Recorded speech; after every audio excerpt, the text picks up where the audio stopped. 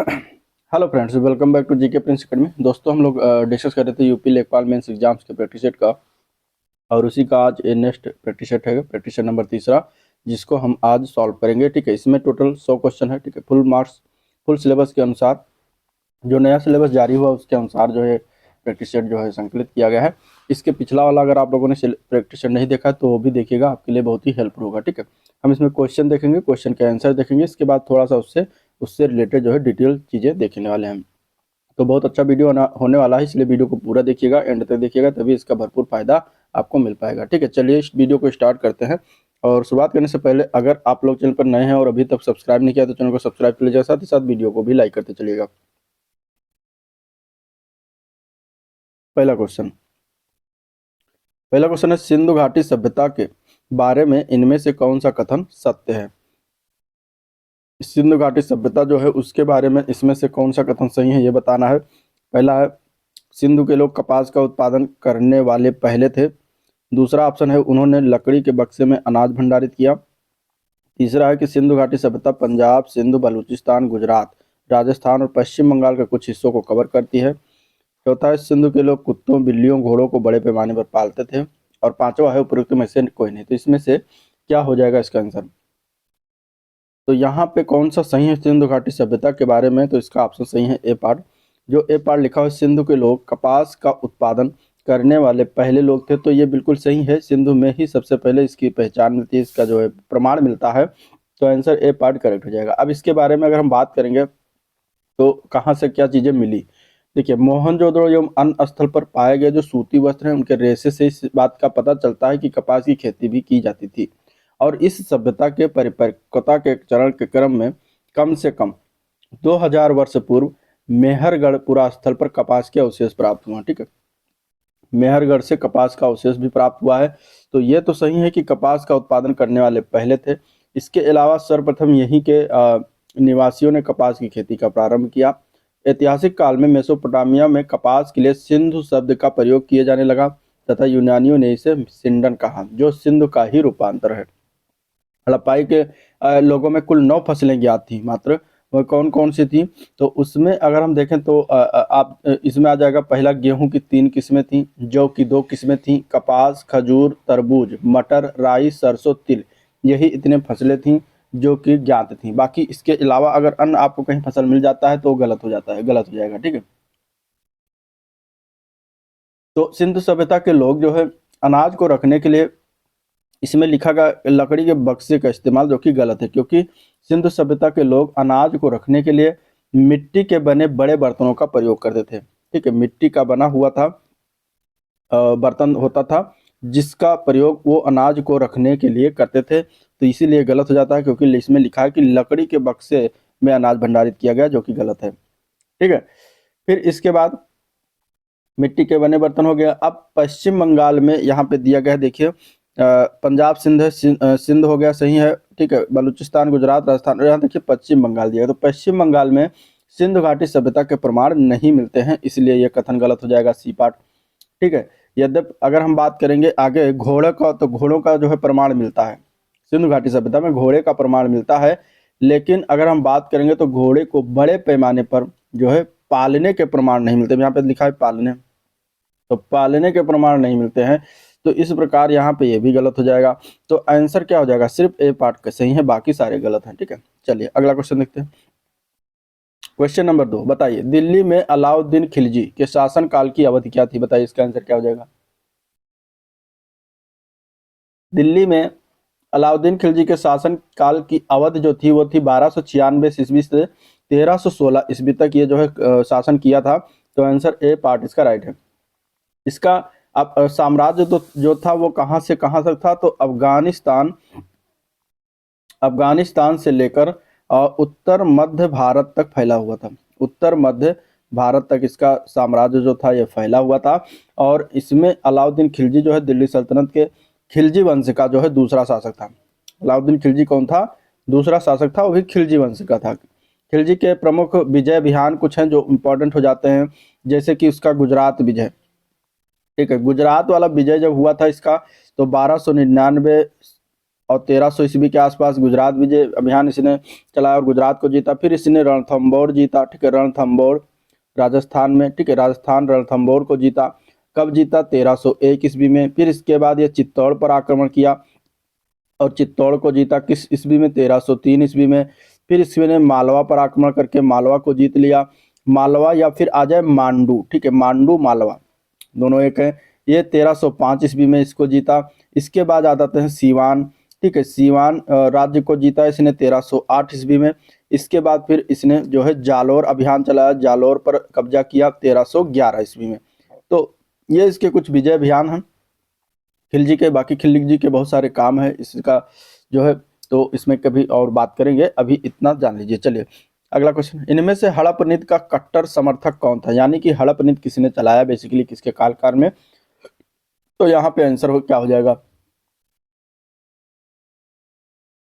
Answer क्या सही है इसका? आंसर इसका सही है बी ऑप्शन, डलहौजी, ठीक है। डलहौजी का कार्यकाल जो था वो 1848 से लेकर 1856 तक हुआ करता था और इसी के बीच में इसने जो है ये हड़प नीति लागू किया था, ठीक है। आप अगर मेरा पहला और दूसरा प्रैक्टिस सेट अगर देखिएगा तो उसमें डलहौजी के बारे में मैंने विस्तृत जानकारी दी है, तो आप दूसरा या पहले जो भी प्रैक्टिस हो चुका है उसको जरूर देखें, क्योंकि इस प्रैक्टिस सेट में कुछ जानकारी रहती है, कुछ दूसरे वाले में रहती है, कुछ पहले वाले में रहती है। तो इस तरीके से आप पढ़ते चलिए और पूरा प्रैक्टिस सेट देखते चलिए, जिससे आपको थोड़ी थोड़ी जानकारी हर चीज में मिलती रहेगी, ठीक है। आंसर यहाँ पे बी ऑप्शन हो जाएगा। इसने जो है हड़प नीति अथवा इसको व्यपगति का सिद्धांत कहते हैं, जिसको इसके द्वारा अपनाया गया था डलहौजी के द्वारा, और इसने इसके तहत सर्वप्रथम सतारा राज्य को जो है अपने कब्जे में लिया था। यह प्रथम राज्य था, याद रखिएगा, ये पूछा जाता है कि प्रथम राज्य कौन था जो हड़प नीति के अंतर्गत सबसे पहले कब्जा किया गया, तो वो था सतारा जिला, ठीक है। इसी के समय में प्रथम रेल चलाई गई थी मुंबई से ठाणे के बीच 1853 में। चलिए अगला प्रश्न, निम्नलिखित में से किसने सबसे पहले धन की निकासी, यहाँ पे है, धन की निकासी का सिद्धांत प्रतिपादित किया था? तो धन की निकासी का सिद्धांत प्रतिपादन दादा भाई नौरोजी के द्वारा सर्वप्रथम किया गया था। प्रथम भारतीय, आंसर ए पार्ट हो जाएगा। इन्होंने एक पुस्तक लिखी थी poverty and un British rule in India, उसी में सबसे पहले इन्होंने धन निकासी का सिद्धांत का प्रतिपादन किया। इन्होंने धन निष्कासन को सभी बुराइयों की बुराई कहा था, इंग्लिश में एविल ऑफ हेविल्स, तो ये भी याद रखिएगा। अगला प्रश्न, बंगाल में आंदोलन, कौन से आंदोलन के दौरान तिरंगा झंडा यानी लाल हरा पीला डिजाइन किया गया? कौन सा आंदोलन था बंगाल में जिसके दौरान ये तिरंगा झंडा लाल हरा पीला को डिजाइन किया गया था सर्वप्रथम? तो वो था स्वदेशी आंदोलन, आंसर सी ऑप्शन राइट हो जाएगा। स्वदेशी आंदोलन 1905 में जो है भारतीय राष्ट्रवादियों के द्वारा शुरू किया गया था, जो कि बंगाल के विभाजन के खिलाफ था, और इसी में ये झंडा जो है सर्वप्रथम डिजाइन किया गया, जो कि 3 रंगों वाला था। अगला प्रश्न, निम्नलिखित में से क्या भारतीय संविधान की मुख्य विशेषता नहीं है? इनमें से मुख्य विशेषता के बारे में पिछले वाले भी प्रैक्टिस सेट में बातें हुई हैं, इसमें क्या हो जाएगा इसका आंसर? देखिए पहला दिया गया अर्ध संघीय संरचना जो कि है होती है मुख्य विशेषता है इसका, ठीक है। प्रतिबद्ध न्याय तंत्र जो दिया गया है ये गलत है, ये नहीं होता, अपने जो संविधान का है ये व्यवस्था नहीं होती, क्योंकि भारत में एक स्वतंत्र न्यायपालिका की व्यवस्था की गई, ना कि प्रतिबद्ध न्यायतंत्र की व्यवस्था, ठीक है। हमारे यहाँ की न्यायपालिका क्या है? स्वतंत्र है, तो इसलिए गलत हो जाएगा। तो ये हमारे संविधान की विशेषता नहीं है, बाकी शक्तियों का वितरण किया गया है, लिखित संविधान है, संविधान की सर्वोच्चता है और सभी विशेषताएं हैं। क्वेश्चन नंबर 7, भारतीय संविधान के स्वतंत्रता, समानता और बंधुत्व के आदर्श कहाँ से लिए गए थे ये बताना। इसका आंसर क्या हो जाएगा? तो ये सभी चीजें जो तीनों शब्द दिया गया इसमें स्वतंत्रता, समानता, बंधुत्व के आदर्श जो है ये लिया गया है फ्रांस के संविधान से। यहाँ पे आंसर क्या है? ए पार्ट करेक्ट हो जाएगा, ठीक है। फ्रांस के संविधान से ग्रहण किया गया है, यहाँ पे आंसर क्या है? ए पार्ट राइट हो जाएगा। चलिए नेक्स्ट क्वेश्चन, भारत में पंचायती राज व्यवस्था इसके अंतर्गत रखी गई है, किसके अंतर्गत रखी गई है? पंचायती राज व्यवस्था की बात करेंगे तो ये अगर भारत के संविधान में देखें, यहाँ पे भारत के संविधान होना चाहिए, भारत के संविधान में राज्य के नीति निर्देशक तत्व के अंतर्गत पंचायती राज व्यवस्था की चर्चा की गई है। संविधान का भाग 4 जो कहलाता है, भाग 4 के राज्य के नीति निर्देशक तत्व के आर्टिकल 40 में, ठीक है, अनुच्छेद 40 में ग्राम पंचायत की व्यवस्था का प्रावधान रखा गया है। संविधान के भाग 3 में क्या है? भाग 3 में मूल अधिकार है, मूल अधिकार है 12 से लेकर 35 तक, ठीक है। अनुच्छेद 12 से लेकर अनुच्छेद 35 तक मूल अधिकार टोटल कितने? 6 हैं। और भाग 4 में राज्य के नीति निर्देशक तत्व हैं, जो कि 36 से लेकर अनुच्छेद 36 से लेकर 51 तक जो है नीति निर्देशक तत्वों का प्रावधान किया गया है। और इसी के भाग 4 के खंड का के तहत, ठीक है, भाग 4 के खंड का के तहत जो है मूल कर्तव्य की वर्णन किया गया है। और मूल कर्तव्य जो है वो किस में रखा गया, तो 51 के का में रखा गया है। ठीक है, राज्य के नीति निर्देशक तत्व जो होते हैं गांधी दर्शन से संबंधित है, ये भी पूछा जाता है। तो यहाँ आंसर क्या हो जाएगा, सी ऑप्शन हो जाएगा। चलिए अगले प्रश्न की तरफ बढ़ते हैं। सौर मंडल की उत्पत्ति से संबंधित इनमें से कौन सा सिद्धांत सही ढंग से मेल खाता है, बताइए। नेबुलर परिकल्पना जो है आर्किमिडीज ने दिया था क्या?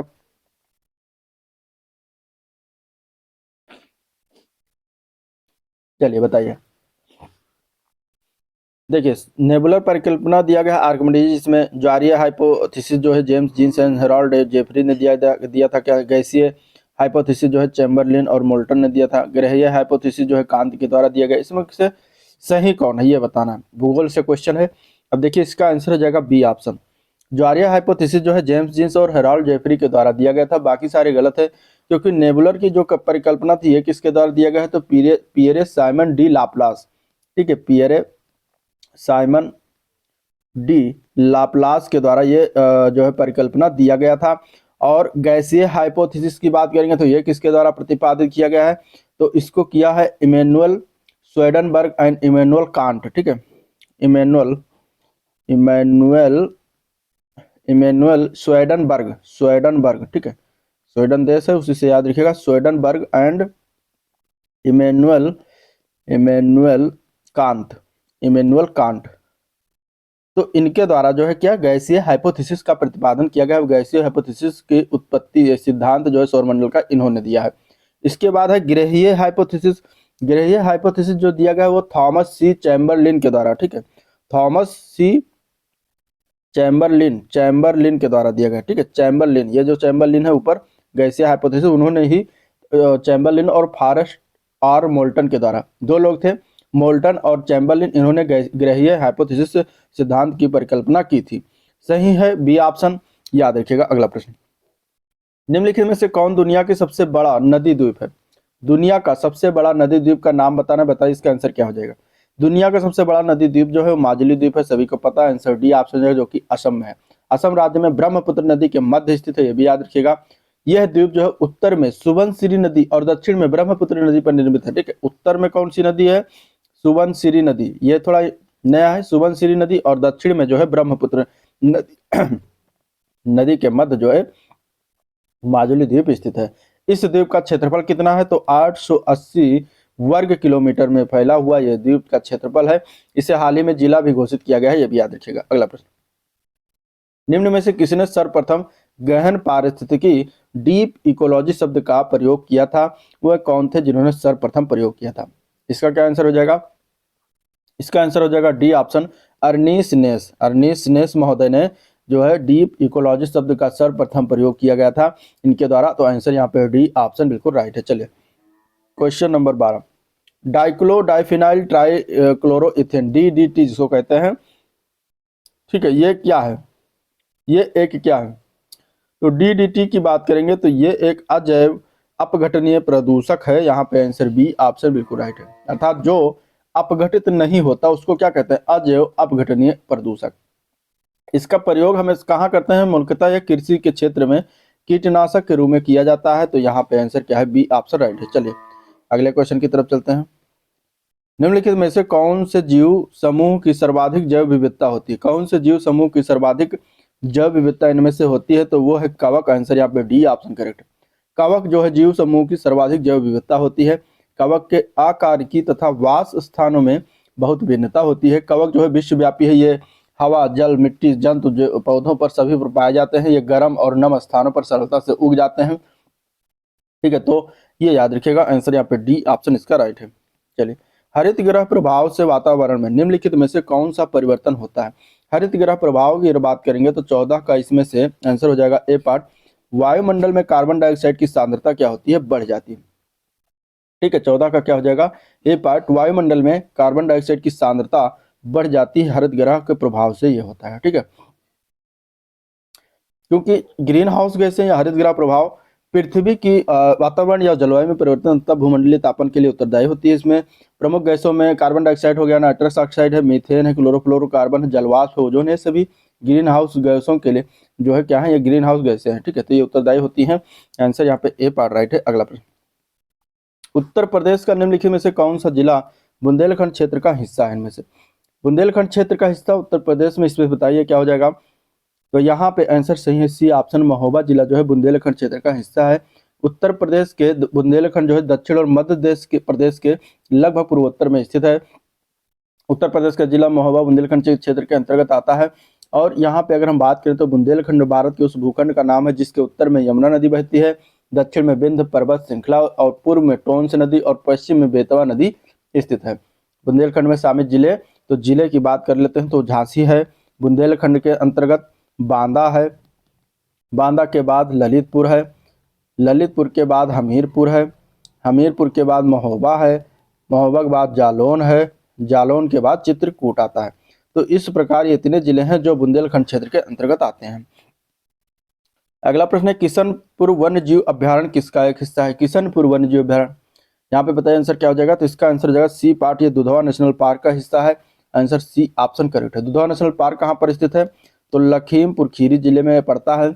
और ये अभ्यारण्य जो है 1972 में स्थापित किया गया था, ठीक है। 1900 अभ्यारण्य में ये जो है स्थापित किया गया था। तो यहाँ पे आंसर क्या हो जाएगा, सी ऑप्शन राइट है। चलिए अगले क्वेश्चन की तरफ चलते हैं। कंप्यूटर सिस्टम के संदर्भ में बस क्या है? बस बताना है बस के बारे में। बस जो है क्या है, एक संचार प्रणाली होता है। बस क्या होता है, एक संचार करने का एक माध्यम है, एक प्रणाली है, ठीक है। जो कंप्यूटर के विभिन्न डिवाइस जैसे कि CPU, memory, storage, input output device के बीच डेटा, एड्रेस और कंट्रोल सिग्नल और पावर को ट्रांसफर करती है, उसको कहा जाता है बस। तो बस की अगर बात करेंगे तो यहाँ पे आंसर क्या है इसके लिए, डी ऑप्शन, तारों का एक बंडल जो विभिन्न घटकों यानी डिवाइस के बीच सिग्नल और पावर को लाता ले जाता है, उसको हम कहते हैं बस। बस कितने प्रकार की होती है? 3 प्रकार की होती है। एक होता है डेटा बस, एक होता है एड्रेस बस, एक होता है कंट्रोल बस। चलिए नेक्स्ट क्वेश्चन, निष्पादन में प्रोग्राम को क्या कहते हैं? ठीक है, एग्जीक्यूटिंग प्रोग्राम को क्या कहा जाता है? यहाँ पे आंसर क्या हो जाएगा, निष्पादन में प्रोग्राम को कहते हैं प्रोसेस, ठीक है। प्रोसेस कहा जाता है जब कोई प्रोग्राम चलाया जाए तो ऑपरेटिंग सिस्टम एक प्रोसेस बनाकर प्रोग्राम को निष्पादित करता है, एग्जीक्यूट करता है। आंसर बी ऑप्शन इसका राइट है। अगला प्रश्न, उत्तर प्रदेश में नींबू प्रधानता कहाँ उगाया जाता है? उत्तर प्रदेश में नींबू जो है ये सहारनपुर और मेरठ जिलों में उगता है, इसके लिए प्रसिद्ध है। तो आंसर यहाँ पे सहारनपुर और मेरठ जिला हो जाएगा। अगला प्रश्न, उत्तर प्रदेश में रोजगार की दृष्टि से कौन सा व्यापक उद्योग है? रोजगार की दृष्टि से अगर देखा जाए तो यहाँ पे क्या हो जाएगा, हथकरघा उद्योग, ठीक है। रोजगार की दृष्टि से व्यापक उद्योग है। यहाँ का हथकरघा उद्योग कृषि के बाद रोजगार उपलब्ध कराने वाला दूसरा बड़ा सबसे बड़ा क्षेत्र है। तो आंसर यहाँ पे बी ऑप्शन बेसिकली इसके लिए करेक्ट है, ठीक है। चलिए अगला क्वेश्चन देखते हैं। उत्तर प्रदेश का एक छोटा सा शहर जो अपनी लाल मिट्टी के सजावटी बर्तनों के लिए जाना जाता है, उसका नाम क्या है? ठीक है, बताइए इसका आंसर क्या हो जाएगा, 21 नंबर। इसका आंसर सही है सी ऑप्शन, चुनार। चुनार जो क्षेत्र है ये क्या है, अपनी लाल मिट्टी के सजावटी बर्तनों के लिए जाना जाता है। याद रखिएगा सी ऑप्शन इसका करेक्ट है, ठीक है। एक छोटा सा शहर है।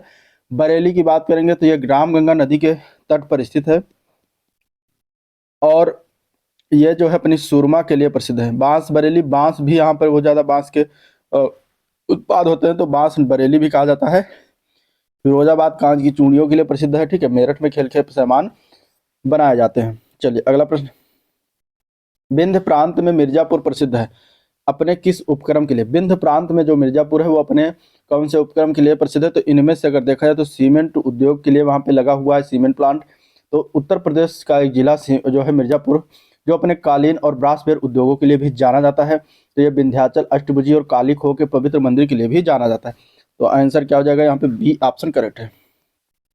क्वेश्चन नंबर 23, अलीगढ़ किले में द्वितीय आंग्ल मराठा युद्ध के दौरान अलीगढ़ की लड़ाई कब लड़ी गई? ठीक है, इंपॉर्टेंट क्वेश्चन है। अलीगढ़ की लड़ाई जो थी यह लड़ा गया था सितंबर 1830 में, और सॉरी 1803 में। आंसर यहाँ पे ए पार्ट हो जाएगा, सितंबर 1803। द्वितीय आंग्ल मराठा युद्ध जो चला था वो 1803 से लेकर 1806 तक युद्ध हुआ था। इसी के दौरान अलीगढ़ किले में सितंबर 1803 में अलीगढ़ की लड़ाई लड़ी गई थी, ठीक है। पहला आंग्ल मराठा युद्ध कब हुआ? तो 1775 से 1782 तक चला पहला आंग्ल मराठा युद्ध। और उस समय जो अंग्रेज गवर्नर था उसका नाम था हेस्टिंग्स, और दूसरा आंग्ल मराठा जो हुआ वो 1803 से लेकर 1806 ईस्वी तक चला, दूसरा आंग्ल मराठा युद्ध। इस समय गवर्नर था बेलेजली, बेलेजली के काल में हुआ। फिर इसके बाद तीसरा आंग्ल मराठा युद्ध हुआ 1817-18 में। 1817-18 में जो है क्या हुआ, तीसरा आंग्ल मराठा, और उस समय हेस्टिंग्स ही था। तो इस तरीके से ये था आंसर, यहाँ पे ए पार्ट हो जाएगा। नेक्स्ट क्वेश्चन, उत्तर प्रदेश में सीर गोवर्धनपुर किस भक्त संत का जन्म स्थान है? सीर गोवर्धनपुर जो है ये रविदास जी का जन्म स्थान है। आंसर ए पार्ट इसके लिए करेक्ट है। और ये वाराणसी के पास स्थित है सीर गोवर्धनपुर, जो कि भक्त काल के प्रसिद्ध संत रविदास के जन्म स्थल के रूप में जाना जाता है। तो यहाँ आंसर क्या हो जाएगा इसका, ए ऑप्शन करेक्ट हो जाएगा। ठीक है, और सीर गोवर्धनपुर में एक भव्य पार्क बनाने का निर्णय लिया गया है, जो कि रविदासियों के लिए होगा। ठीक है, तो ये भी याद रखिएगा। अगला प्रश्न, किस फ्रांसीसी यात्री ने काशी को भारत का एथेंस कहा था? तो वो था बर्नियर। ठीक है, बर्नियर ने भारत का एथेंस काशी को कहा था। बर्नियर जो था एक फ्रांसीसी चिकित्सक और यात्री था। इसने मुगल राजकुमार दारा शिकोह के लिए चिकित्सक के रूप में काम किया। इखलास खान का रोजा जो कि मकबरा कहा जाता है, उत्तर प्रदेश के निम्नलिखित में से किस जिले में स्थित है? इखलास खान का रोजा या मकबरा ये बदायूं जिले में पड़ता है। ठीक है, तो आंसर क्या है यहाँ पे, डी ऑप्शन करेक्ट है, बदायूं जिला। और यह नवाब इखलास खान की बेगम ने अपनी शौहर की याद में मकबरे का निर्माण करवाया था, जिसे इखलास खान का रोजा के नाम से जाना जाता है। मकबरे का निर्माण 1094 हिजरी सन, ठीक है, 1094 हिजरी सन या फिर सन 1690 ईस्वी में, ठीक है, कराया गया। इस मकबरे की लंबाई कितनी है? तो 152 फीट है। कितना है? 152 फीट है इसकी लंबाई है, फुट मतलब इसकी लंबाई है, और चौड़ाई 150 फुट है। तो ये भी याद रखिएगा, 152 गुणे 150। चलिए अगला क्वेश्चन की तरफ बढ़ते हैं। क्वेश्चन नंबर 27, ललितपुर उत्तर प्रदेश में देवी सिंह बुंदेला द्वारा निर्मित मंदिर का क्या नाम है? ललितपुर में जो देवी सिंह बुंदेला द्वारा निर्मित मंदिर है उसका नाम क्या है? तो उसका नाम है जो है देवगढ़ का किला है, और वो शिव मंदिर है एक। ठीक है, तो आंसर क्या है यहाँ पे, बी ऑप्शन करेक्ट हो जाएगा। देवगढ़ के किले में 31 जैन मंदिर हैं। ठीक है, 31 जैन मंदिर के अलावा हिंदू मंदिर है, जिसमें से नरसिंह मंदिर का निर्माण बुंदेल राजा देवी सिंह ने करवाया था, जबकि दशावतार मंदिर का निर्माण गुप्त काल में हुआ था। ठीक है, तो यहाँ पे बी ना होकर माफ करिएगा, यहाँ पे सी हो जाएगा, सी ऑप्शन सही है। ठीक है, नरसिंह मंदिर देवगढ़ का किला, यह वीर सिंह बुंदेला के द्वारा देवी सिंह बुंदेला माफ करिए देवी सिंह बुंदेला के द्वारा करवाया गया था। बुंदेल के राजा थे, तो देवी सिंह बुंदेला इनको कहा जाता है। आंसर यहाँ पे सी ऑप्शन करेक्ट है। अगला प्रश्न, मथुरा के पास मठ के एक मंदिर में किन शासकों की विशाल मूर्तियां प्रतिस्थापित की गई हैं? तो वो है कुषाण शासकों की। कनिष्क का दूसरी राजधानी मथुरा हुआ करती थी, तो कुषाण का एक राजा था कनिष्क। ठीक है, तो कुषाणों के काल में विशाल मूर्तियां प्रतिस्थापित हुई, और कुषाण वंश का संस्थापक जो था उसका नाम क्या था? कुजुल, कुजुल कडफिसेस, कडफिसेस ये इसका नाम था, जो कुषाण वंश का संस्थापक था। और इस वंश का सबसे प्रतापी राजा का नाम क्या था? कनिष्क था। ठीक है, कनिष्क था। तो कुषाणों की प्रथम राजधानी जो थी वो पेशावर थी, जिसको पेशावर का पुराना नाम क्या है? पुरुषपुर। ठीक है, पहला क्या नाम हुआ करता था? पुरुषपुर पेशावर थी, और दूसरी राजधानी इसकी थी मथुरा। तो ये चीजें याद रखिएगा। अगला प्रश्न, निम्नलिखित में से कौन सा एक सुमेलित नहीं है? जैसे देवा बाराबंकी में है क्या? ठीक है, आल्हा महोबा में गाया जाता है, बिल्कुल। देवा शरीफ बाराबंकी में बिल्कुल। कर्मा मथुरा में होता है, ये गलत है। कर्मा का संबंध एक लोकगीत है जो कि सोनभद्र मिर्जापुर जिले में होता है, सोनभद्र मिर्जापुर जिले में, और कजरी मिर्जापुर में गाया जाता है, ये भी सही है। तो सही ऑप्शन जो बताना है नहीं है, तो वो है सी ऑप्शन। चलिए, उत्तर प्रदेश में बारिश के मौसम में निम्नलिखित में से कौन से गीत गाए जाते हैं? बारिश के मौसम में जो गीत है उसका नाम है कजरी। बारिश के मौसम में कजरी जो कि सावन महीने में गाया जाता है, और ये कजरी मिर्जापुर क्षेत्र से सर्वाधिक लोकप्रिय है। तो आंसर डी ऑप्शन इसका राइट हो जाएगा। अगला प्रश्न देखते हैं, फैयाज खान द्वारा स्थापित रंगीला घराना किस स्थान पर स्थित है? रंगीला घराना की बात करेंगे तो यहाँ पर आंसर क्या हो जाएगा? आगरा। ठीक है, रंगीला घराना जो फैयाज खान के द्वारा स्थापित किया गया था वो आगरा के से संबंधित है। आंसर सी ऑप्शन करेक्ट है। राष्ट्रीय कवि मैथिली शरण गुप्त का जन्म उत्तर प्रदेश के किस जिले में हुआ था? तो इनका जन्म 3 अगस्त 1886 को हुआ था झांसी में। कहाँ पर हुआ था? झांसी में। आंसर सी ऑप्शन हो जाएगा। गुप्त जी जो थे एक बोली के जो क्या खड़ी बोली के महत्वपूर्ण कवि थे। तो आंसर क्या हो जाएगा इनका? सी ऑप्शन हो जाएगा। इनकी कृतियों में पंचवटी हो गया, ठीक है, इन्होंने लिखा है। साकेत इन्हीं के द्वारा लिखा गया है। जयद्रथ वध इन्होंने लिखा है। यशोधरा ये याद रखिएगा इन्हीं के द्वारा लिखा गया है। ठीक है, झंकार, जय भारत, द्वापर ये सभी इन्हीं के द्वारा रचित है। चलिए, उत्तर प्रदेश में वुमेन पावर लाइन के लिए नंबर क्या है?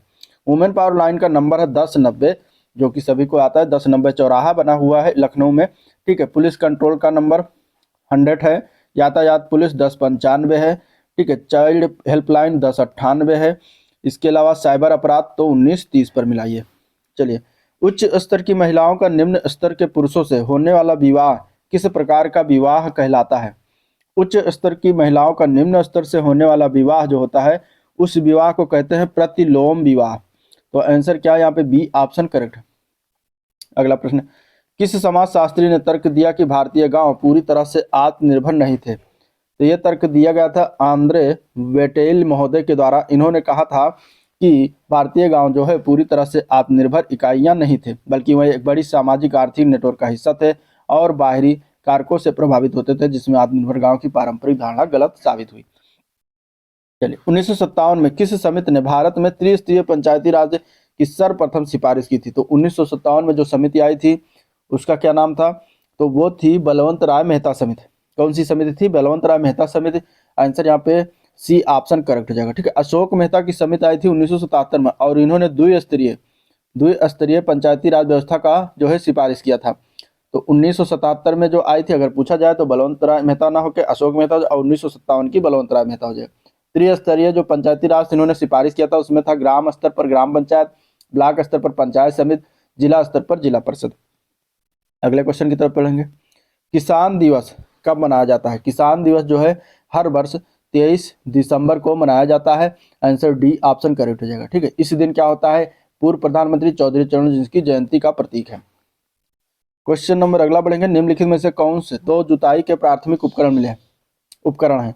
दो जुताई के प्राथमिक उपकरण इनमें से कौन सा हो जाएगा? तो वो है मोल्ड बोर्ड हल और मृदा खुदाल यानी कि सबसॉइलर। तो यहाँ पे आंसर इसके लिए डी ऑप्शन बिल्कुल करेक्ट है, ठीक है। अगला प्रश्न, किसी छात्रा द्वारा अपने विद्यालय में मनाए गए वार्षिक उत्सव की उत्साहपूर्वक जानकारी अपने प्रिय मित्र को देनी है। यह किस प्रकार का पत्र कहलाएगा? अगर इस पत्र में कोई संबंध रिलेटिव से पत्र लिखा जाता है, दोस्त यार अपने रिश्तेदार में, तो उसको व्यक्तिगत पत्र कहते हैं। यहाँ पे आंसर क्या है? बी ऑप्शन करेक्ट है, ठीक है। व्यक्तिगत पत्र, अगर अपने मित्र को पत्र लिखना है तो व्यक्तिगत पत्र के अंतर्गत आएगा। व्यक्तिगत पत्र जो होता है, व्यक्तिगत पत्र जो होता है अनौपचारिक पत्र की श्रेणी में आता है। अगला क्वेश्चन देखते हैं। निम्नलिखित में से कौन सा ग्रहित स्वरों का युग्म सही है? इसमें से ग्रहित स्वरों के युग्म में अगर हम बात करें, ग्रहित स्वर या फिर इसको कहते हैं आगत स्वर, ठीक है। ग्रहित या आगत स्वर ऐसे स्वर होते हैं जो हिंदी वर्णमाला में दूसरी भाषाओं से अपनाए गए होते हैं। इनमें से अगर देखा जाए तो कोई नहीं होगा, क्योंकि एक ही है, वो है इस तरीके से जो लिखा जाता है ये है ग्रहित या आगत स्वर। तो इसमें से अगर देखा जाए तो उपयुक्त में से कोई नहीं हो जाएगा। अब आ है लेकिन ये नहीं है, ये अपने ही है। जाफा होगा नहीं, ये नहीं होगा। इसमें भी आ लेकिन खा रखा तो ये भी गलत हो जाएगा, ठीक है। आयोग के द्वारा लेकिन देखा जाए तो उत्तर कुंजी में विकल्प डी को माना गया था, डी को माना गया था, जो कि गलत है, क्योंकि खा जो है ग्रहित व्यंजन वर्ण है और आ जो है वो ग्रहित स्वर वर्ण है, ठीक है। तो इसलिए इसमें अगर देखा जाए प्रश्न में ग्रहित स्वरों का पूछा गया था, इसलिए कोई नहीं होगा उपयुक्त में से, ठीक है। चलिए अगला क्वेश्चन देखते हैं। अर्ध विराम चिन्ह कहाँ लगता है? अर्ध विराम चिन्ह जो होता है कहाँ लगता है ये बताना। अर्ध विराम चिन्ह होता क्या है? वो किस चिन्ह के द्वारा प्रदर्शित किया जाता है? तो एक बिंदी और कामा, ये होता है अर्ध विराम चिन्ह। ये जो है जहां अल्प विराम की अपेक्षा थोड़ा अधिक रुकना हो वहां पे अर्ध विराम लगाया जाता है। तो आंसर डी ऑप्शन करेक्ट, ठीक है। अर्ध विराम का अर्थ होता है बीच में हल्का सा विराम लेना, पर वाक्य को खत्म न किया जाए, तो वहां पर अल्प विराम का चिन्ह लगाया जाता है। तो ये इस तरीके से हो जाएगा। आंसर इसका क्या? D option correct. अगले क्वेश्चन की तरफ बढ़ेंगे। निम्नलिखित शब्दों पर विचार करिए। तिलांजलि, विभीषिका, हितैषी, विस्मरण, इसमें क्या विचार करना है? इसमें शुद्ध शब्द बताना है, ठीक है। यहाँ पे अगर आप देखें तो सभी गलत हैं, एक ही सही है। वो कौन सा है? अगर देखा जाए तो सी ऑप्शन सही है, ठीक है, विस्मरण। और यहाँ पे अगर हम देखें तो हितैषी भी सही है। तो इसके दो ऑप्शन शुद्ध शब्द हो जाएंगे। और तिलांजलि जो है गलत लिखा हुआ है, विभीषिका गलत लिखा हुआ है, ठीक है। तो इसका अगर हम देखें तिलांजलि, तो तिलांजलि को इस तरीके लिखा जाता है, तिलांजलि, ये इसका शुद्ध रूप होगा तिलांजलि। और विभीषिका किस तरीके लिखा जाता है? विभीषिका होता है भा पे बड़ी ई की मात्रा, शा पे छोटी ई की मात्रा, विभीषिका, इस तरीके लिखा जाता है। तो ए और बी गलत है, सी और डी सही है। तो यहाँ पे 1 और 2 मतलब ये 1 2 3 में इसमें पूछा गया, तो 2 1 2 3 4, तो 3 4 सही हो जाएगा, 3 4 सी में दिया गया, सी ऑप्शन सही है। ठीक है, इस तरीके से होगा। अगला प्रश्न, ठंडा पानी पीना चाहिए, यह वाक्य किस विशेषण का उदाहरण है? ठंडा पानी पीना चाहिए किस प्रकार के विशेषण का उदाहरण है? तो यहाँ पे देखिए पानी की विशेषता क्या बताया जा रहा है, ठंडा है, और ठंडा गर्म, ठीक है, गुण क्या है, ये गुण बता रहा है किसी चीज का, ठंडा जो शब्द है क्या है, गुण बता रहा है, तो यहाँ पे गुणवाचक विशेषण हो जाएगा। तो आंसर क्या हो जाएगा यहाँ पे, सी ऑप्शन करेक्ट है, गुणवाचक विशेषण। चलिए अगला क्वेश्चन, निम्नलिखित में से कौन सा वाक्य कर्तवाच्य है? कर्तृवाच्य की बात करेंगे यहाँ पे तो क्या हो जाएगा, यहाँ पे आंसर क्या हो जाएगा, अध्यापक ने विद्यार्थियों को पाठ पढ़ाया, तो बी ऑप्शन में जो दिया गया है कर्तवाच्य हो जाएगा, क्योंकि कर्ता की प्रधानता जहाँ पे लक्षित हो वहाँ पे कर्तवाच्य होता है। वाच्य 3 प्रकार का होता है, कर्तवाच्य जहाँ पे क्रिया का वह रूपांतरण जिससे वाक्य में कर्ता की प्रधानता का बोध हो, कर्मवाच्य दूसरा होता है जिसमें कर्म की प्रधानता का बोध होता है, और एक होता है भाववाच्य जिसमें वाक्य में भाव की प्रधानता का बोध। तो आंसर क्या है, बी ऑप्शन बिल्कुल राइट है। अगले क्वेश्चन की तरफ बढ़ते हैं, निम्नलिखित में से किस समूह के सभी शब्द तत्सम शब्द है? तत्सम मतलब जो का त्यो शब्द ले लिया गया, उसमें कोई तोड़ मरोड़ या काट पट नहीं किया गया है। तो यहाँ पे अगर देखा जाए तो मयूर शब्द, महिष शब्द और ज्येष्ठ शब्द, ये तीनों क्या है, तत्सम है। आंसर यहाँ पे बी ऑप्शन करेक्ट हो जाएगा। इनका तद्भव क्या होगा, मयूर का तद्भव होता है मोर कर दिया गया है, महिष का तद्भव कर दिया गया है भैंस, और ज्येष्ठ का तद्भव कर दिया गया है जेठ। ठीक है, तो आंसर क्या हो जाएगा, आंसर यहाँ पे बी ऑप्शन से है। बाकी किसी में जैसे इसमें पर्यंग लिखा हो तो इसमें ये तत्सम होगा, सूत और दूध क्या है, तद्भव है। जिह्वा तत्सम है लेकिन रात और बात तद्भव है। क्षेत्र तत्सम है, कृषक तत्सम, ऊंट जो है क्या तद्भव है। तो आंसर यहाँ पे बी ऑप्शन राइट है। अगला प्रश्न, किस विकल्प में विलोम युग्म सही है? नेकी का विलोम क्या होता है, भलाई होता है, और इसके बाद तरुण का विलोम क्या होता है, किशोर होता है। इसके बाद विभक्त का विलोम पृथक दिया गया, दीर्घ काय का विलोम कृष्ण काय दिया गया है। तो यहाँ पे आंसर क्या हो जाएगा, विलोम अगर देखा जाए तो सिर्फ डी ऑप्शन में दिया गया है। बाकी नेकी भलाई समानार्थी शब्द है, तरुण किशोर समानार्थी शब्द है, विभक्त पृथक तब समानार्थी शब्द है। तो ऑप्शन सिर्फ डी सही है, बाकी सारे गलत है। अगला प्रश्न, शीत और शीत शब्द का शुद्ध शब्दार्थ विकल्प क्या होगा? मतलब शीत वाला जो पहला शीत है इसका अर्थ क्या है, शीत का अर्थ क्या है? पहले शीत का अर्थ है श्याम, पहले शीत का क्या अर्थ है, श्याम, और दूसरा जबकि शीत का अर्थ सफेद होता है, तो श्याम और सफेद हो जाएगा। यहाँ पे आंसर क्या है, ए पार्ट करेक्ट है। ठीक है, चलिए, उदक को प्राप्त, इसमें समास विग्रह में कौन सा समास होगा ये बताना। उदक को प्राप्त, उदक को प्राप्त, यहाँ पे अगर देखें तो यहाँ पे तत्पुरुष समास होगा, और कौन सा तत्पुरुष होगा, कर्म तत्पुरुष। ठीक है, कर्म तत्पुरुष होगा। आंसर डी ऑप्शन करेक्ट है। चलिए अगला क्वेश्चन, बुंदेली बोली मुख्य रूप से उत्तर प्रदेश के किस भौगोलिक क्षेत्र की जुड़ी हुई बोली है? बुंदेली बोली जो होता है यह बुंदेलखंड में बोला जाता है। आंसर बी ऑप्शन करेक्ट हो जाएगा। ठीक है, झांसी, जालौन, हमीरपुर, बांदा, महोबा, चित्रकूट जैसे शामिल जिले इसमें शामिल होते हैं। क्वेश्चन नंबर अगला, भारत में लोक नृत्य के कार्यान्वयन में महत्वपूर्ण भूमिका किसकी होती है? तो वो होता है प्रशासनिक सेवा की। आंसर क्या हो जाएगा, डी ऑप्शन इसका बिल्कुल राइट है। चलिए नेक्स्ट क्वेश्चन देखते हैं, भारत सरकार द्वारा फरवरी 2026 में किस प्रमुख वैश्विक शिखर सम्मेलन की मेजबानी करने की घोषणा की गई है? तो ये किया गया है भारत एआई प्रभाव शिखर सम्मेलन की, जो कि इसकी घोषणा किया गया है मेजबानी करने के लिए। तो आंसर क्या है, बी ऑप्शन। ठीक है, टोटल 50 क्वेश्चन अब हो चुका है। तो अभी आप लोगों ने अभी तक वीडियो को लाइक नहीं किया तो लाइक कर दीजिए, चैनल को अगर सब्सक्राइब नहीं किया तो सब्सक्राइब कीजिए। ठीक है, फिर आगे बढ़िए, आगे और 50 क्वेश्चन है। चलिए देखते हैं, जगदीश चंद्र बसु को दुनिया के सबसे पहले रेडियो वैज्ञानिक के रूप में पहचान क्यों मिला? तो ये इसलिए इन्हें मिला था क्योंकि इन्होंने मिलीमीटर तरंगों के प्रदर्शन के लिए इन्हें जो है दिया गया था। 1895 में इन्होंने कोलकाता में बिना तार के सिग्नल भेजने का प्रदर्शन किया था, जिन्होंने दुनिया का पहला वेबगाइड और हॉर्न एंटीना भी बनाया था। तो इसलिए इन्हें जो है रेडियो वैज्ञानिक के रूप में पहचान मिली थी। आंसर क्या है, बी सी ऑप्शन राइट है। चलिए, उष्णकटिबंधीय चक्रवात को ऑस्ट्रेलिया में किस नाम से जाना जाता है? तो उष्णकटिबंधीय चक्रवात जो है ऑस्ट्रेलिया में विली विली के नाम से जाना जाता है। आंसर डी ऑप्शन राइट हो जाएगा। ठीक है, चक्रवात को विश्व के अलग अलग हिस्सों में भिन्न भिन्न नामों से जाना जाता है। जैसे कि यूएसए की बात करें तो यहाँ पे हरिकेन कहा जाता है चक्रवात को। ठीक है, मैक्सिको की खाड़ी में टाइफून, जापान, चीन, फिलीपींस में टाइफून होता है। ठीक है, और यूएसए और मैक्सिको की खाड़ी में क्या होता है, हरिकेन। और इसके बाद हिंद महासागर में अगर आ जाता है जैसे भारत और बांग्लादेश आदि, तो ये साइक्लोन कहा जाता है यहाँ पे। और ऑस्ट्रेलिया में विली विली। अगला क्वेश्चन, निम्नलिखित में से कौन सी एक्सेल सुविधा आपको किस सेल में डेटा प्रविष्टि के लिए, मतलब डेटा उसमें इनपुट डालने के लिए, डेटा के लिए मानदंड निर्धारित करने की अनुमति देती है जिससे अमान्य डेटा की प्रविष्टि को रोका जा सके। तो इसमें से आपको ऑप्शन कुछ इस तरीके से दिया जाता है, तो कौन सा वो होता है, तो वो हो जाएगा डेटा सत्यापन। ठीक है, डेटा प्रमाणीकरण, डेटा वैलिडेशन जिसको कहते हैं। एक्सेल में डेटा वैलिडेशन की सुविधा आपको किसी सेल या सेल रेंज में डेटा प्रविष्टि के लिए मानदंड जैसे संख्या, सीमा, टेक्स्ट हो गया, लंबाई है, डेटा लिस्ट है आदि को निर्धारित करने की अनुमति देती है। ठीक है, जबकि अगर हम देखें फिल्टरिंग जो दिया गया है, फिल्टरिंग का उपयोग हम किसके लिए करते हैं, तो डेटा को छांटने और केवल उन रिकॉर्ड्स को दिखाने के लिए किया जाता है। ठीक है, और ये क्या है, प्रविष्टि को नियंत्रित नहीं करता। तो आंसर डी ऑप्शन राइट है। अगला प्रश्न, MS वर्ड में मेल सुविधा का प्राथमिक उद्देश्य क्या है। ठीक है, अभी आपके कंप्यूटर क्वेश्चन शुरू हो गए। मेल सुविधा का प्राइमरी पर्पज क्या होता है MS वर्ड में, तो इसका पर्पज है मुख्य डॉक्यूमेंट को डेटा स्रोत के साथ मर्ज करके जो है पर्सनल डॉक्यूमेंट्स बनाना मेल मर्ज का काम है, मेल सुविधा का काम है। ठीक है, तो मेल मर्ज का उपयोग हम किस लिए, मुख्य रूप से पत्र, लेखन, ईमेल, अन्य डॉक्यूमेंट्स को बनाने के लिए करते हैं, जहां एक ही टेम्पलेट को डेटा सोर्स के साथ जो है जोड़कर एक से अधिक व्यक्तिगत जो है क्या है, डॉक्यूमेंट तैयार किए जाते हैं।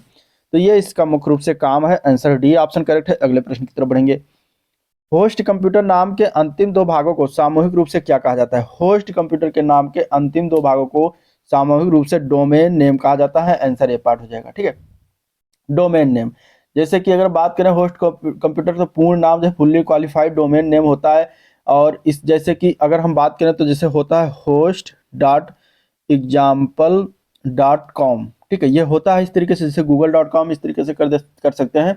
अब इसमें example.com जो क्या है, डोमेन नेम, डोमेन नेम के अंतिम दो भाग जो एग्जाम्पल और काम को सामूहिक रूप से डोमेन कहा जाता है, मतलब यहाँ इतने को डोमेन कहा जाता है सामूहिक रूप से। ठीक है, चलिए प्रोटोकॉल का एक स्तरित सेट कौन सा है इनमें से, प्रोटोकॉल का फर्स्ट लेयर इसमें बताना है सेट कौन सा है। तो देखिए TCP/IP जो प्रोटोकॉल है, यानी कि ट्रांसमिशन कंट्रोल प्रोटोकॉल और इंटरनेट प्रोटोकॉल, इसका फुल फॉर्म है, जो कि एक लेयर्ड प्रोटोकॉल सेट है जो इंटरनेट और अन्य नेटवर्क पर डेटा ट्रांसमिशन को जो है ये क्या करता है, सक्षम बनाता है। तो ए पार्ट इसका राइट हो जाएगा। यह प्रोटोकॉल जो है सेट जो होता है 4 लेयर में संगठित होता है। इसमें 4 लेयर में पहला होता है इसमें एप्लीकेशन लेयर, मतलब ये चौथा लेयर होता है, लेकिन शुरुआत पहले से होगा क्योंकि ये यूजर बेस होता है, मतलब यूजर इंटरफेस लेयर होता है। दूसरा लेयर जो है ट्रांसपोर्ट लेयर है, ट्रांसपोर्ट लेयर। ठीक है, तीसरा लेयर कौन सा आ जाएगा, इंटरनेट लेयर, इंटरनेट लेयर हो जाएगा, इंटरनेट लेयर। ठीक है, चौथा इसमें आ जाता है लिंक लेयर। तो ये होते हैं TCP/IP के प्रोटोकॉल, सॉरी लेयर्स होते हैं। तो यहाँ पे ए पार्ट हो जाएगा। नेक्स्ट क्वेश्चन, यूपीआई किस सेवा का उन्नत संस्करण है। यूपीआई यूनिफाइड पेमेंट इंटरफेस जो है ये इमीडिएट पेमेंट सर्विस जो को IMPS होता है, इसका क्या है, उन्नत संस्करण है, अपग्रेडेड वर्जन है। तो आंसर बी ऑप्शन करेक्ट है। ठीक है, और जिसको NPCI, भारत में NPCI द्वारा, NPCI मतलब कि national payments corporation of India के द्वारा विकसित किया गया था। तो आंसर यहाँ पे बी ऑप्शन इसके लिए करेक्ट है। अगले क्वेश्चन की तरफ बढ़ते हैं। क्रेडिट कार्ड, डेबिट कार्ड और स्मार्ट कार्ड का उपयोग करके भुगतान करना लेन देन के उदाहरण, कौन से लेन देन के उदाहरण है। अगर आप क्रेडिट कार्ड से भुगतान करते हैं, डेबिट कार्ड से या स्मार्ट कार्ड का प्रयोग करते हैं, तो ये भुगतान ई मनी कहलाता है। क्या कहलाता है, ई मनी कहलाता है। आंसर यहाँ पे बी ऑप्शन राइट है। निम्नलिखित में से कौन सा वीडियो का एक प्रारूप नहीं है। इनमें से अगर देखा जाए तो MSQ जो है वीडियो का एक प्रारूप नहीं है। बाकी MP4, ABI और WMB ये सभी वीडियो का एक प्रारूप होता है। और MSQ जो होता है ये मोटिवेशनल स्ट्रक्चर्स क्वेश्चन होता है, जो कि इससे नहीं रिलेटेड है। अगला क्वेश्चन, निम्नलिखित में से कौन सा ऑनलाइन वातावरण और डिजिटल मीडिया प्लेटफॉर्म से संबंधित उचित नैतिक व्यवहार की खोज को संदर्भित करता है। तो यहाँ पे आंसर क्या हो जाएगा, सी ऑप्शन हो जाएगा, साइबर इथिक्स। क्या है, सी ऑप्शन साइबर इथिक्स हो जाएगा।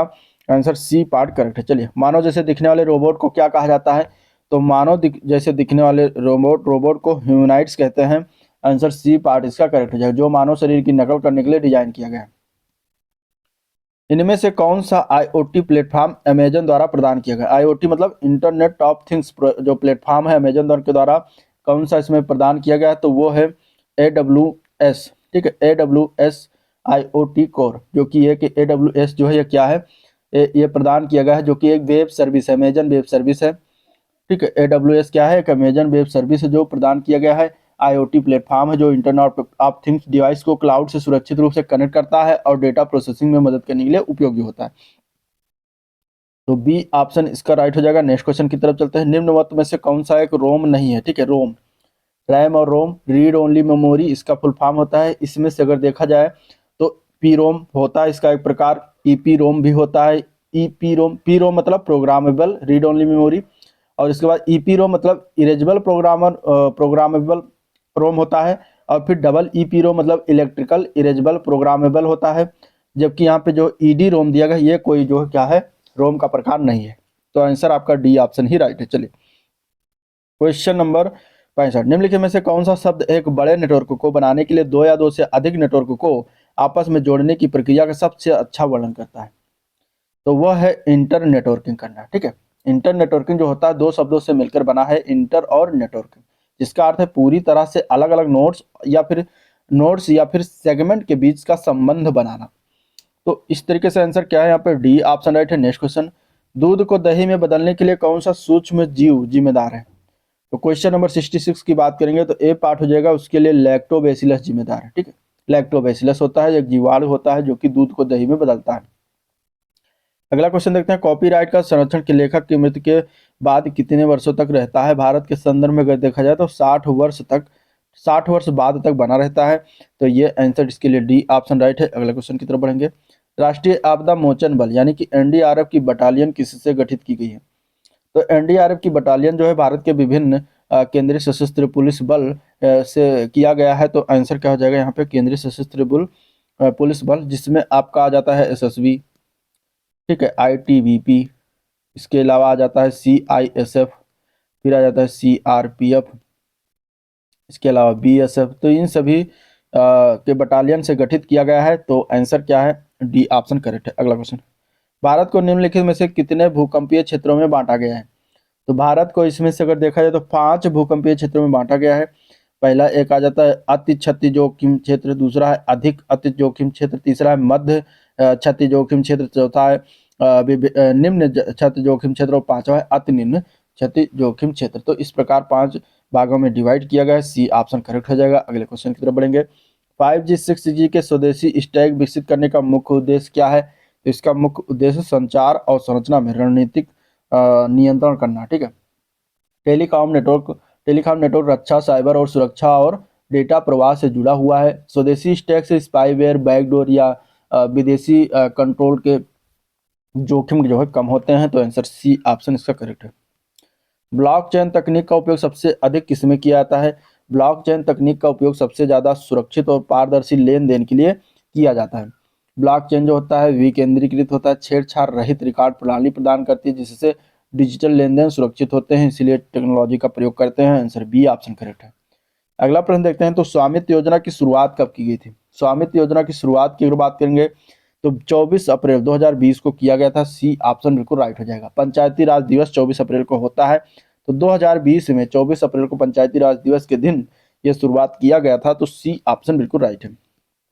चलिए क्वेश्चन नंबर 73, अनपरा ताप विद्युत परियोजना किस जनपद में स्थित है? अनपरा ताप विद्युत परियोजना की अगर बात करेंगे तो 73 का आंसर क्या हो जाएगा? बी ऑप्शन, सोनभद्र में स्थित है। कहाँ पर है? सोनभद्र, क्योंकि सोनभद्र को ऊर्जा कैपिटल कहा जाए, एनर्जी कैपिटल राजधानी कहा जाता है, ठीक है, या फिर ऊर्जा राजधानी कहा जाता है। यहीं पर अनपरा ताप विद्युत संयंत्र स्थित है। तो बी ऑप्शन करेक्ट। इसके बारे में डिटेल प्रैक्टिस सेट नंबर 1 में मैंने बात किया हुआ है सोनभद्र के बारे में, आप जाकर उसको जरूर देखिएगा, वहां पर आपको सोनभद्र से रिलेटेड सारी जानकारी मिल जाएगी।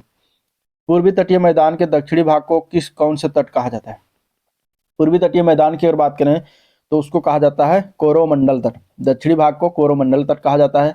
भारत के पूर्वी समुद्री तट में अगर हम बात करेंगे कोरोमंडल तट की, तो कन्याकुमारी से लेकर कृष्णा डेल्टा तक फैला हुआ है। ठीक है, कन्याकुमारी से लेकर कृष्णा डेल्टा तक फैला हुआ कोरोमंडल तट कहलाता है, कृष्णा डेल्टा तक। ठीक है, और इसके अलावा गोलकुंडा तट आ जाता है जो कि कृष्णा नदी से लेकर गोदावरी डेल्टा तक, और फिर आ जाता है उत्तरी सरकार तट जो कि गोदावरी डेल्टा से उत्तरी तटीय भाग तक फैला हुआ है। पूर्वी तट का हो गया। पश्चिमी तट की बात करेंगे, भारत के पश्चिमी समुद्री तट में तो 3 प्रकार के तट हैं। पहला आ जाता है उसमें कोंकण तट जो कि गुजरात से गोवा तक का, फिर आ जाता है केनरा तट जो कि गोवा से कर्नाटक के मंगलुरु तक का, फिर आ जाता है मालाबार तट जो मंगलुरु से कन्याकुमारी तक का। अगला क्वेश्चन, काली और तीस्ता नदी के बीच के हिमालय के भाग को क्या नाम दिया गया है? काली और तीस्ता नदी के बीच के हिमालय के भाग को हम नाम देते हैं नेपाल हिमालय। आंसर यहाँ पे डी ऑप्शन हो जाएगा, ठीक है। और यह श्रृंखला के पश्चिम में कुमाऊं हिमालय तथा पूर्व में असम हिमालय स्थित है। और नेपाल हिमालय चारों हिमालयों में से सबसे बड़ा हिमालय है। तो डी ऑप्शन राइट है। अगले प्रश्न की तरफ बढ़ेंगे। ढलान पर उसकी ऊंचाई समोच्च रेखाओं का अनुसरण करते हुए हल चलाने की कृषि पद्धति को क्या कहा जाता है? तो इसको, इस प्रकार की जो कृषि पद्धति है इसको कहा जाता है समोच्च खेती, ठीक है, जो कि ढलानों पर, पहाड़ी ढलानों पर उसकी ऊंचाई की समोच्च रेखाओं का अनुसरण करते हुए हल चलाया जाता है, जिसको इस कृषि पद्धति को समोच्च खेती कहते हैं। सितंबर 2025 में किसे एनएचपीसी लिमिटेड का अध्यक्ष चुना गया? एनएचपीसी यानी कि जल विद्युत कंपनी है एनएचपीसी लिमिटेड, इसका नया अध्यक्ष और प्रबंध निदेशक चुना गया है भूपेंद्र गुप्ता को। Bhupendra Gupta, answer A part right हो जाएगा। अगले क्वेश्चन की तरफ बढ़ेंगे। सितंबर 2025 में किसने नेपाल का अंतरिम प्रधानमंत्री के रूप में शपथ ग्रहण किया? तो नेपाल में अभी हाल ही फिलहाल प्रदर्शन हुआ था, ठीक है, जेन जी प्रदर्शन जिसका नाम दिया गया। और इसमें जो है बनी है अंतरिम प्रधानमंत्री के रूप में सुशीला कार्की, जो कि ये नेपाल के अंतरिम प्रधानमंत्री के रूप में चुनी गई हैं। इस पद पर पढ़ने वाली पहली महिला बनी है, तो इसलिए याद हो जाता है। इसके पहले कौन थे जिन राष्ट्रपति जो इसके पहले प्रधानमंत्री थे उनका नाम बताइए कमेंट में कि वो कौन थे, ठीक है। राष्ट्रपति कौन है? रामचंद्र पौडेल। मई 2025 में अमेरिका और ईरान के बीच परमाणु वार्ता का 5वां दौर कहां पर संपन्न हुआ? तो मई 2025 में अमेरिका और ईरान के मध्य परमाणु वार्ता का 5वां दौर जो था ये रोम में संपन्न हुआ। रोम कहाँ है? इटली में। तो इटली के रोम में संपन्न हुआ।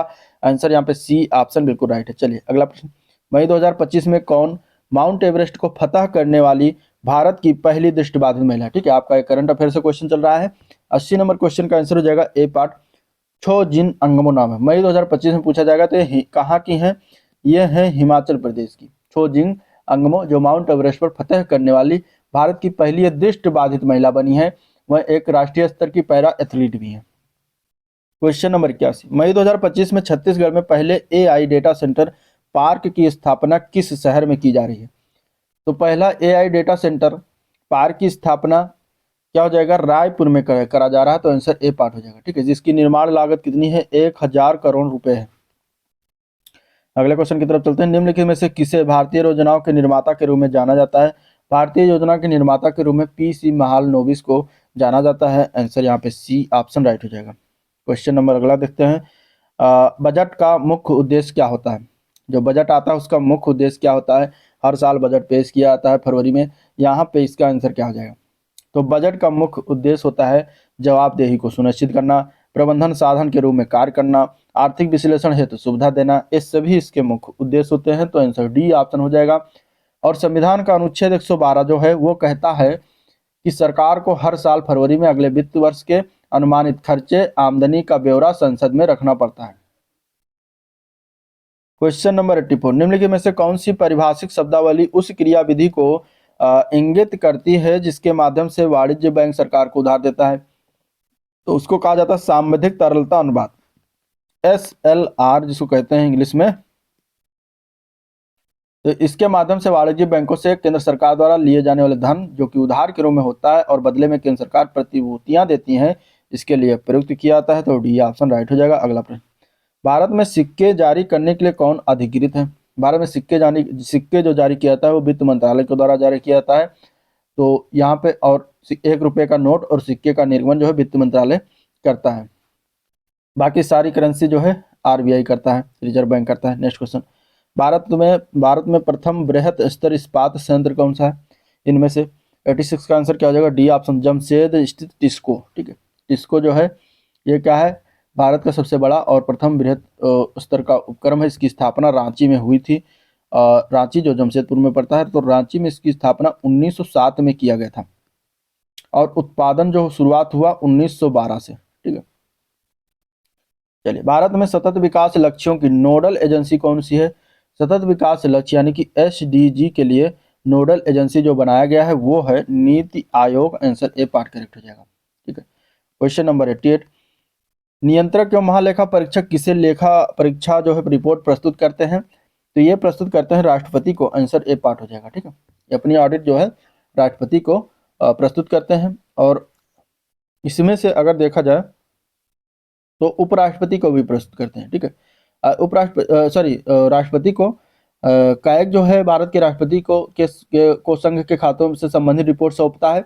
इसके बाद राष्ट्रपति इन रिपोर्ट को संसद के लिए प्रत्येक सदन में समक्ष रखवाते हैं। और इसके बाद राज्यपाल को कायक जो है किसी राज्य के खातों से संबंधित रिपोर्ट जो है उस राज्य के राज्यपाल को सौंपता है। उसके बाद राज्यपाल इन रिपोर्टों को राज्य के विधान के समक्ष रखवाता है। तो राज्यपाल है नहीं, राष्ट्रपति ही है, तो आंसर ए पार्ट हो जाएगा। नेक्स्ट क्वेश्चन, ब्लूटूथ किस आवृत्ति बैंड में काम करता है? ब्लूटूथ जो है ये 2.4 गीगाहर्ट्ज में काम करता है और ISM बैंड की आवृत्ति के लिए काम करता है। तो आंसर हो जाएगा 2.4 गीगाहर्ट्ज। यहाँ पे आंसर बी ऑप्शन इसका बिल्कुल राइट है। अगले प्रश्न की तरफ बढ़ेंगे। 2025 में उत्तर प्रदेश का AICT परियोजना का प्रमुख उद्देश्य क्या है? उत्तर प्रदेश का AICT परियोजना जो है ये स्टार्टअप आधारित डिजिटल इकोसिस्टम तैयार करना इसका मेन उद्देश्य है।